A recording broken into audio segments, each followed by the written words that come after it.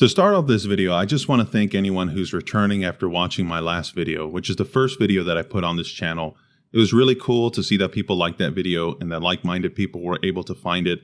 And I really appreciate all the comments and the people who decided to subscribe. So thank you.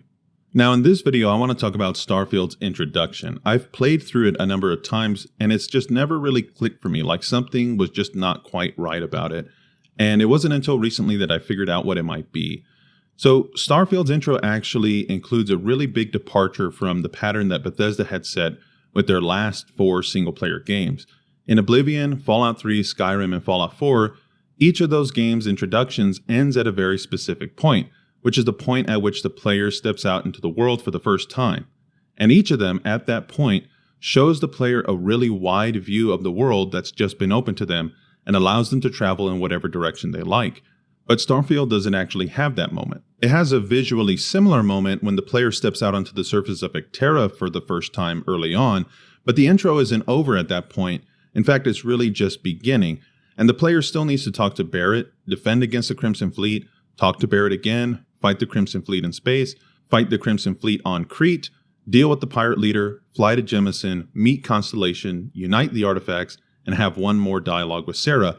And it's at that point within this dialogue that players are finally free to go and explore the world as they please.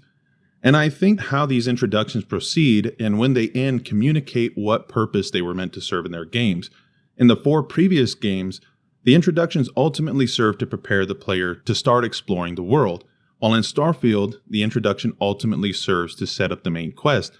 Now, of course, they all serve to set up the main quest and familiarize the player with game mechanics, but I think the fact that they end where they do says something about what they primarily accomplish.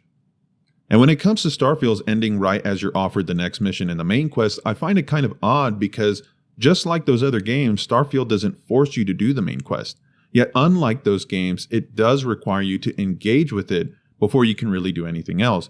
Think about how in Oblivion, you don't have to take the Amulet of Kings to Wayne and Priory. In Fallout 3, you don't have to go to Megaton to try and find James.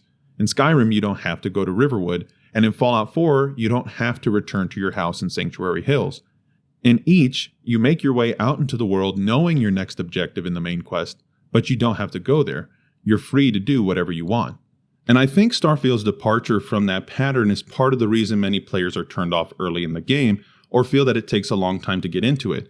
Personally, I felt the game was dragging me along a particular quest line further than in previous games, and as a result, the introduction felt constricted and I felt forced to go down a certain route when I kept really wanting to do other things that I was seeing. The thing is that this game eventually allowed me to do that, but the introduction felt more like an obstacle because of the way that it's presented, rather than setting me up to enjoy the freedom that the game offers. Now, when it comes to introductions, if a game chooses to have one, they do tend to be more linear than the rest of the game, which isn't necessarily a bad thing. Because if you want to show players a particular plot point or a particular mechanic, you want to make sure that they actually see that thing. So it makes sense to have a more linear portion of the game at that point. But just because an introduction may be more linear doesn't mean that you can't highlight things like players being able to tell their own stories or being free to go where they like, 2 things that Bethesda features in pretty much all their games. So let's talk about players telling their own story. This doesn't mean you can't give player characters a background in your introduction. That's really a different topic.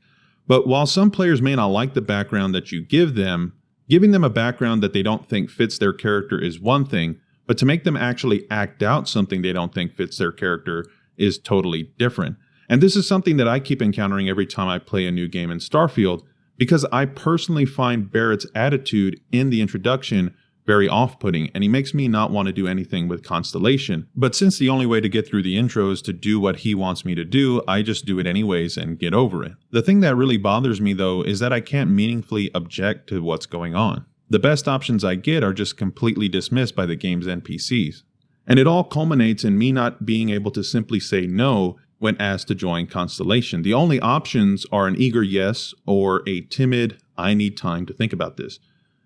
No is a powerful thing in RPGs, and I think it would greatly benefit Starfield to just allow players to say no. The intro isn't the only place this applies, but it would definitely be one of the most meaningful, because Starfield's intro is actually colored by the player's inability to object, Notice what happens anytime the player tries to say no. Hey, I wasn't gonna bring it up, but we don't exactly know what the artifact might have done to your head, and Constellation is really the only group qualified to help. Don't you get it? You don't have a job here anymore. You are those explorers now. Like it or not. From the start of the game, the player cannot meaningfully say no. When Lynn sends you into a potentially dangerous cavern, you can't stand up for yourself. Even when you see a gravity-defying phenomenon, you can't say anything about it out of concern for your own safety. When Barrett decides you're going on his ship, if you object, he just dismisses everything you have to say. And Lynn dismisses your objections as well, and arbitrarily decides that your new fate is with Barrett and his friends, and the game forces you to go along with that. And when Vasco tells you to find the pirate base to deal with the leader, you can't talk to him to argue about this plan. And when you arrive on Jemison, you can't tell him to leave you alone. You can't hand the artifact to Sarah and walk away. You must put the artifact with the others, and when asked to join Constellation, the best you can do is really just say, I don't know, maybe later. The truth is, in Starfield, you're locked into one particular story throughout the introduction far more than in previous games, and I think that creates a very different feel. And I have more to say about players telling their own story, but for now, I want to talk about going where they want to go. This is really more about when you set the player free than anything else. Notice what those other games had in common. As soon as they let you see the world, they let you go wherever you wanted. Now that doesn't mean that everything needs to be opened up in that fashion, but those games do a really great job of freeing the player exactly when they're most interested in going somewhere else, when the desire to explore is heightened by the view and the possibilities that are currently being presented to them. But Starfield's intro sets the player free in the middle of the lodge, in the middle of conversation, in a city filled with tons of distractions. And think about those distractions for a moment. Because when you set the player free in the middle of nowhere, everything else is bound to be more interesting. But when you set them free in one of the main hubs of the game, they have to ask themselves some questions. Like, is wherever I decide to go honestly going to be more interesting than where I am now? Am I missing out by staying, or am I missing out by going? How could they possibly know? On the other hand, if you set them free over some random moon or some random planet, any direction is bound to be better than where they are. So all that's left to them is to choose the direction to start their journey. In my most recent time through Starfield's introduction, I noticed something that I hadn't paid attention to before, which is that there are other locations around the building the pirates are in on Kreet. And they're pretty far away, but it doesn't really take that long to travel to them. So I actually found an empty civilian outpost, a mining outpost filled with dead miners, an abandoned weapons station filled with Ecliptic, an observation platform with Veyroon and a Terramorph, a construction site with Constructs workers, and an Ecliptic ship that landed in the distance. Now, finding these things was the result of happening to find a boost pack that allowed me to jump to the roof of the base that the pirates were in. And I confronted the leader without going through the facility. And this is one of the first times that there was ever any change in the progression of the intro for me, and I thought it was actually pretty cool. Unfortunately, it didn't actually change anything because my dialogue still suggested that I had just gone through the facility. And talking about that ship that I found, what do you think happened when I took control of it? The game acted like I was still piloting the Frontier, and I was forced to go to Jemison and talk to Constellation despite having a completely different ship.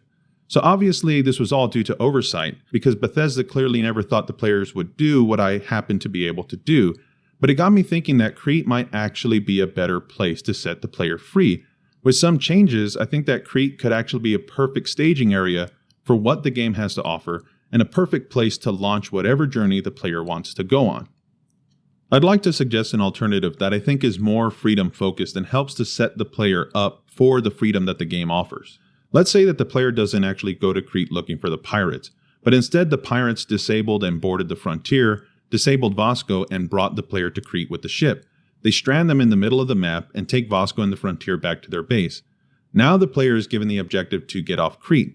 They could go to the pirate base and try to take the ship back, but there's a civilian outpost nearby and there seems to be a ship there as well. But unfortunately, it's not functional. But the nearby old shipyard might have the right part to repair it. Or perhaps the player might be able to send a distress call from a nearby radio tower. And as the player makes their way to either of those locations, another ship lands nearby. So the question is, what story does the player want to tell? Do they want to retrieve Vasco and the Frontier and take the artifact to Constellation like Barrett had planned? Or do they want to repair the old ship and leave them behind? It could also be that they're simply comfortable stealing the ship of whoever happens to land nearby. In addition to opening up the storytelling possibilities for the player, this also opens up more possibilities to use player skills to solve problems, which is another topic but something that really adds depth to gameplay. Now, no matter how the player gets a ship, once they fly off into orbit, they're free. The map is open and all they have to do is pick a direction. The player can always return for Vasco and the Frontier if they need to. They aren't locked out of the quest line, they're just able to approach it on their own terms. I get that there's value in setting up the main story, but Bethesda games are generally far more open in ways other games aren't, allowing players to weave their own narrative as they travel on their own path.